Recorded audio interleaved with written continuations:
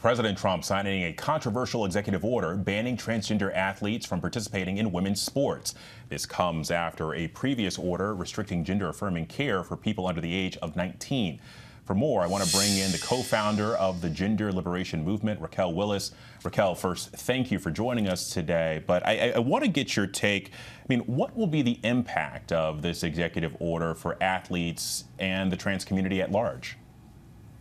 Yeah, well, I'm going to have whiplash after all of these executive orders. I feel like there's a different one each hour.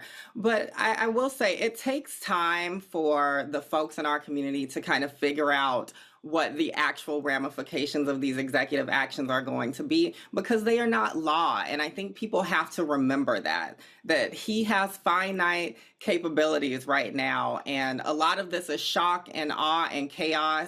I mean, we've heard one of his chief white supremacists, Steve Bannon, say their goal is to flood the zone with as many different pieces of executive action to just get people going all over the place.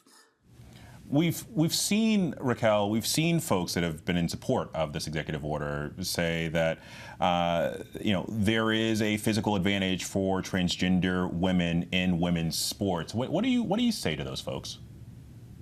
Well, I think that we ignore the complexities of all of our bodies and experiences. I mean, we've heard for years cis women, cis athletes who have been told that their bodies look too strong, they're too tall, all of these different things about performance. I mean, we've seen it with our phenomenal Black female athletes like Serena Williams. We've even seen it recently with the Olympics, thinking of Algerian boxer Imani Khalif being profiled as trans, and she's not actually trans. So I think people also have to understand, sure, you may be trying to keep trans women out of sports, but this is going to continue to impact a lot of cis women, particularly of color. The other thing, Raquel, is that at the heart of this issue is Title IX. That's what the president plans to use to really kind of enforce this. The order mandates that the Department of Justice interpret Title IX as prohibiting the participation of transgender women in women's sports. What do you make of the way this order is structured? And also, what are the mechanisms by which it can and be enforced?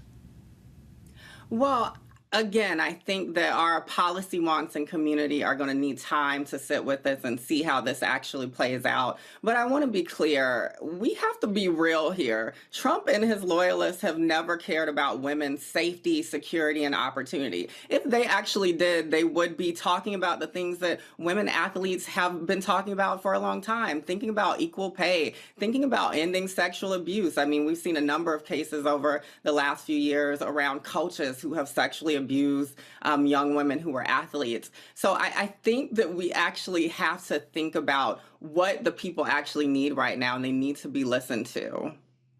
Okay. Raquel Willis, thank you so much for your time. Thank you.